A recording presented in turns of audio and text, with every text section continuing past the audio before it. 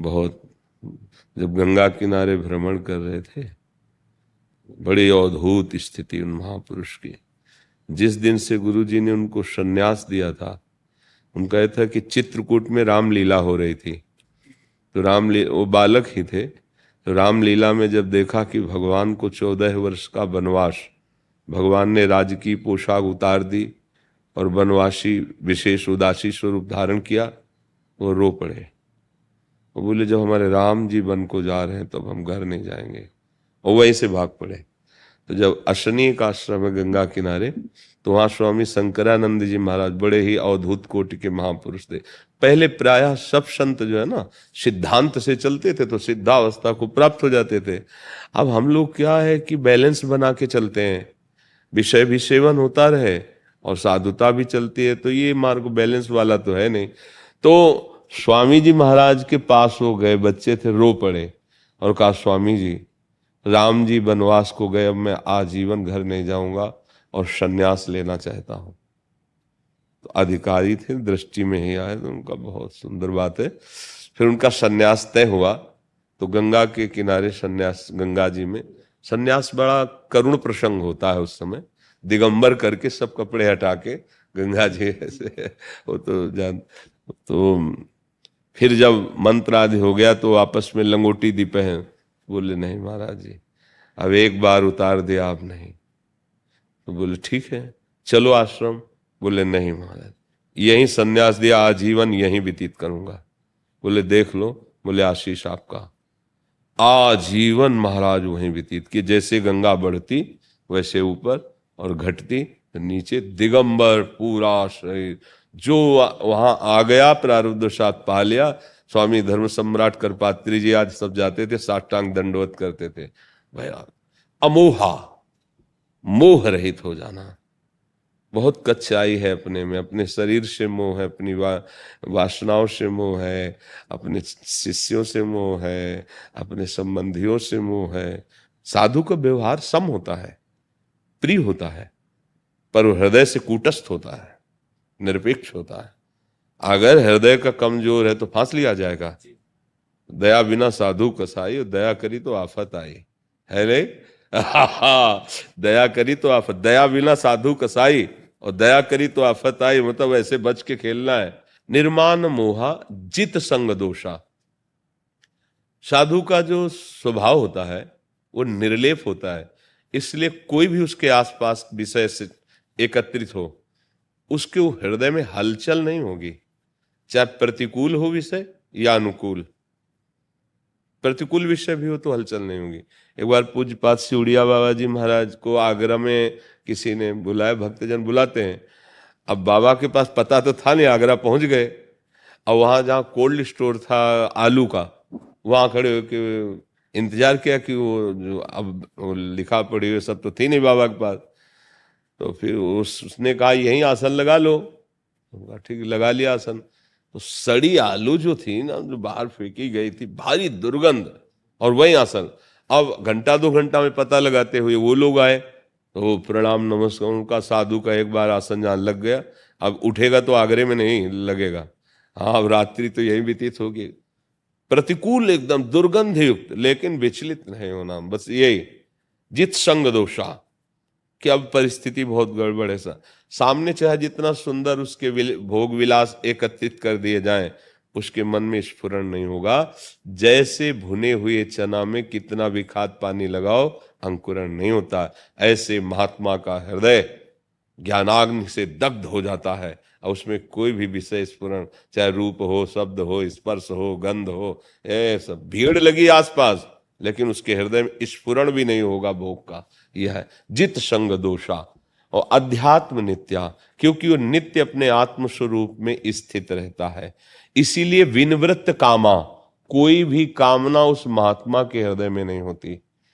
देखो बहुत सावधान रहना भगवत प्राप्ति के लिए। यदि हम चले हैं आत्मबोध के लिए तो ये चीजें भी सुधारनी पड़ेंगी कि हमको अर्थ चाहिए, इसलिए हमको अर्थ चाहिए, भंडारा कराना है, हमको अर्थ चाहिए, ये कर। देखो भंडारा अगर होना है ना तो तुम जहां बैठ जाओगे वहीं सब कुछ लुट जाएगा आके, वहीं ऐश्वर्य भाई वो तुम्हारे चरण चूमेगा, तुम सत्यता पे तो चलो। सत्यता पे चलो, वहीं सब कुछ वही वो चरण चूमने लगे। एक हमारे महापुरुष हुए परशुराम देवाचार्य जी, तो उन्होंने गेट में लिखवा रखा था, माया सगी न तन सगा, सगा नए संसार, परशुराम ये कह गए सगा सुसिरजन हार। तो एक हमारे जैसे नए महात्मा थे, वैराग्य प्रधान था, अभी समझ नहीं पाए थे कि वैराग्य किसे कहते हैं, बाहरी अक्षरों के वैराग्य समझ रहे थे। तो गए तो वहां गिरदा लगा हुआ था, सब शिष्य मोर पंच डुला रहे थे ऐसे। तो बोले महाराज दंडौत, ये दो आपका है? बोले हाँ इसी दास के ने। बोले आप लिखो माया सगी न तन सगा, और भाई वो भोग रहे हो तो माया नहीं है? बोले अभी तक तो हमको ज्ञान ही नहीं था, ये आपने सही बताया। कमंडल उठाया, चल दिया। बोले चलो महाराज, साथ चल दिए। अब 10-20 किलोमीटर, वो तो अखंड ब्रह्मचारी और नैष्ठिक हाँ निष्ठा। तो बोले महाराज अब हमें तो भूख लगी, हम तो भिक्षा मांगेंगे। बोले परशुराम जीवन हो गया, आज तक ऐसे नहीं किया, एकमात्र भगवान का भरोसा, और जहां है जो व्यवस्था कर देता है उसी को स्वीकार करता हूं, आज तक किसी से ऐसे नहीं किया। तो बोले हम तो भिक्षा को लिए जा रहे हैं, आपके लिए ले आएंगे क्या? बोले परशुराम ने भगवान के सिवा किसी दूसरे का सहयोग नहीं स्वीकार किया।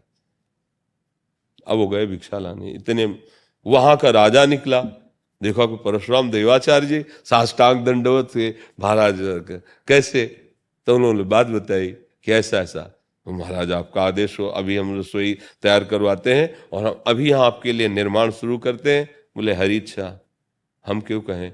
अब रसोईया चढ़ गए, राजा का हुक्म, नी खुदने लगी। वो घंटा 2 घंटा में भिक्षा मांग के पाके जब आए तो बोले महाराज यहाँ क्या हो रहा है? बोले अब यहाँ एक महल बनेगा, ये रसोईया बन रहा है, यहाँ भंडारा होगा।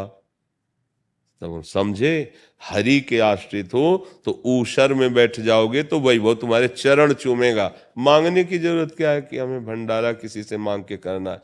अरे तेरी गरज हो तो तू कर, हम इतने बड़े मालिक के सेवक हैं, तेरी गरज हो अंगूठे पे रखते हैं, मंगबो भलो न बाप सो जो प्रभु राखे टेक। एक साधु की एक अलबेली मस्ती होती है।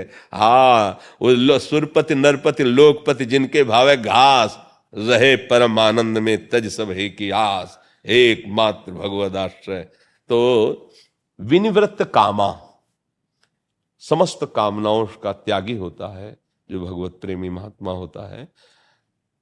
द्वंद्व विमुक्ता, ये मान अपमान निंदा स्तुति लाभ हानि जन्म मृत्यु, इससे वो परे हो जाता है, क्योंकि इन सब का प्रभाव देह पे पड़ता है। देहाभिमानी जीव कर्ता भोक्ता होता है और वो ज्ञान के द्वारा अपने स्वरूप को जान चुका है, इसलिए द्वंद्वों का कोई प्रभाव नहीं होता। तो दुख सुख में समान भाव रखने वाला वो परम ज्ञानी महात्मा परम पद में प्राप्त है वर्तमान में।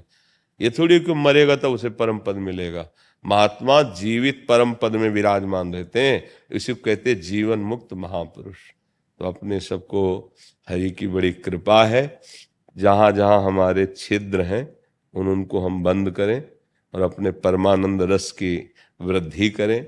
नहीं तो चलनी में गैया दुहे और दोष दयु को दे, हरि गुरु कहो न मानई अपनो ही फल दे। चलनी में गाय दुहे, कहते हमारे भाग्य में नहीं था दूध पीने का, तो ऐसे ही मनमानी आचरण करो और चाहे जितने बड़े सिद्ध महापुरुष के संग हो तुम्हें लाभ नहीं मिलेगा।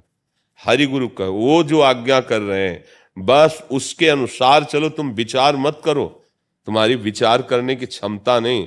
गुरु वाक्य हो गया कि आप ऐसा करो, बस उसी में लग जाओ तो परमात्मा आगे खड़ा मिलेगा। पर हम लोग इतने अविश्वासी हैं कि क्यों म्यों, अच्छा दूसरों से भी सलाह लेने लगे।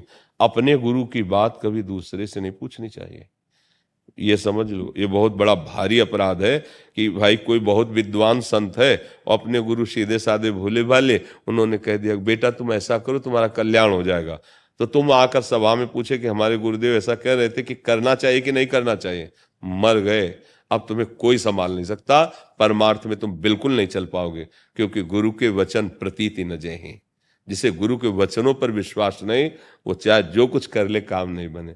तो अपने लोगों को जो गुरु आश्रय मिला, भगवद आश्रय मिला, बस एक बार इस जीवन को झोंक दो हरि प्रेम में।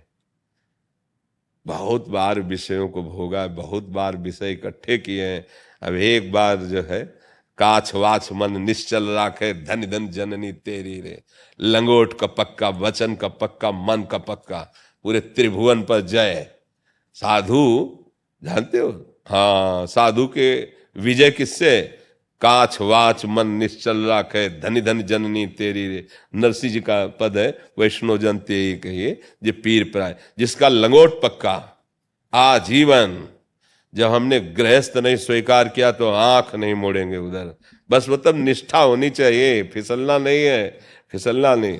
काछ वाच मन निश्चल राखे, धन धन जननी तेरे। मन से प्रभु का चिंतन, वाणी से प्रभु की लीला गायन, और जितेंद्री विश्व को परास्त कर देगा, कोई जोड़ नहीं उसका रहेगा।